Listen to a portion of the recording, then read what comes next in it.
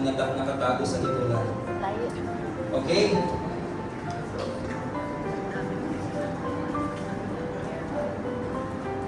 So this is the time po that we are going to ask the parents as we are going to respond with do. And for the ninong and tina, you are going to respond by do. Kapag kayo na po yung part na natin tatanungin. Hallelujah. Praise God. Wow, excited na si Juan Miguel. To the parents, Father Jude and Sister Divine, in presenting your child in dedication to the Lord, you are also presenting yourselves as parents and dedicating yourselves to the responsibilities of parenthood. Do you solemnly promise before God and these witnesses that you will do the best of your ability to bring your child in the way of the Lord by using all the helps provided by God, His church, His word, and the family? Please respond. Amen. Praise the Lord. Hallelujah. Now to the sponsors, Ninong-Nina, kayo na po, no? Ang klasang to. Ready na kayo. Okay, it is possible that these parents, in spite of their own very intention and efforts, they may need help and guidance in their high efforts. By your presence here today, you are indicating your willingness to help. Is this fun? I do po. Ikaw lang. I do. Amen. Hallelujah. Praise the Lord. When these parents come to you and seek your prayer, please pray for them. Amen. Pray for the child.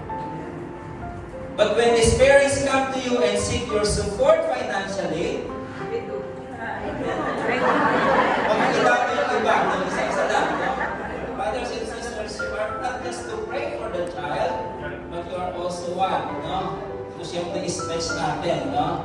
Yung ating pong finances at the best of our capabilities that we are able to share for this family.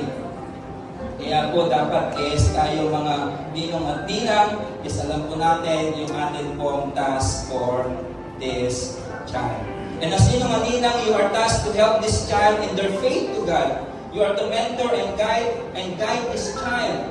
Kaya po dapat po is lagi natin siyang pinapamusta. No? Hindi lang po natin siya makikita tuwing Christmas sa birthday niya. No? So we are what? We are to kamustahin natin siya and how is it and continue to pray sa batang kong ito. We are to spend time with Juan Miguel. Amen po ba?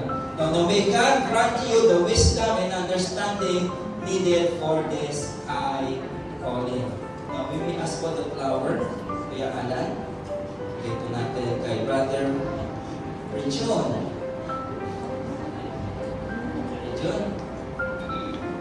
To you, the Father, we give this red flower as a white flower as a symbol of your blood that runs through the veins of your children. This symbolizes your responsibility to build and defend the home into which God has placed this child. May your home be built firmly on the teachings of Jesus.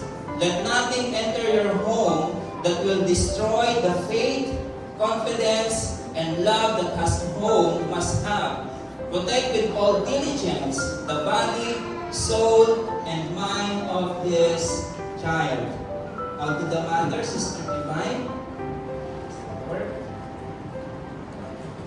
To you, the mother, we give this white flower as a symbol of purity of heart and purpose with which you have been endowed by God for the task of motherhood. If your child grows up to know God in a personal experience, it will be because you have awakened the child's faith into its first consciousness of God. I charge you to nurture this faith. It will be from you the greatest object in the child's affection that the child gets its first idea of God. From the purity of your eyes comes the idea that God is holy, and from the gentleness of your voice, the idea that God is love. Amen. Praise the Lord. And to our baby Juan Miguel, we give you this budding flower. Yeah.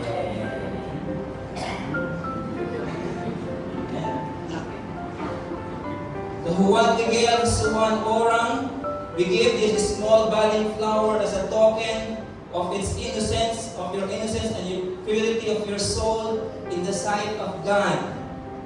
May the grace of the Lord Jesus Christ and the love of God the Father and the communion fellowship of the Holy Spirit be with you throughout your life.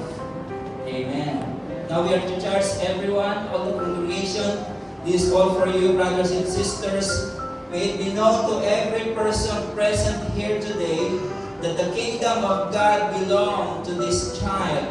Therefore, as the Word of God says, but whoever causes one of this little one who believe in me to stumble, it is better for him that the heavy millstone be hung around his neck, and that he be drowned in the depth of the sea.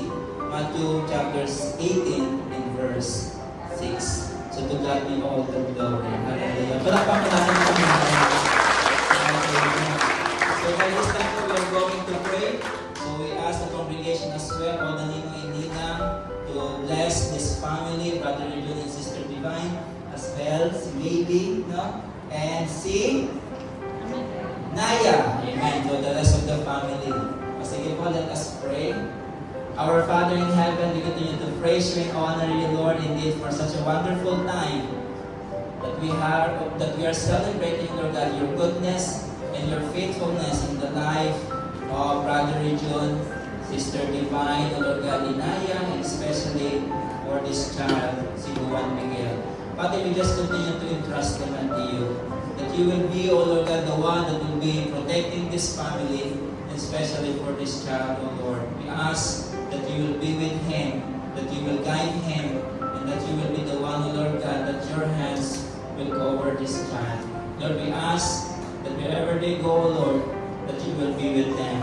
And in this congregation, O Lord God, we ask, Father, that you will continue to use us as your instrument in daily building a community, a godly community for this child, Juan Miguel.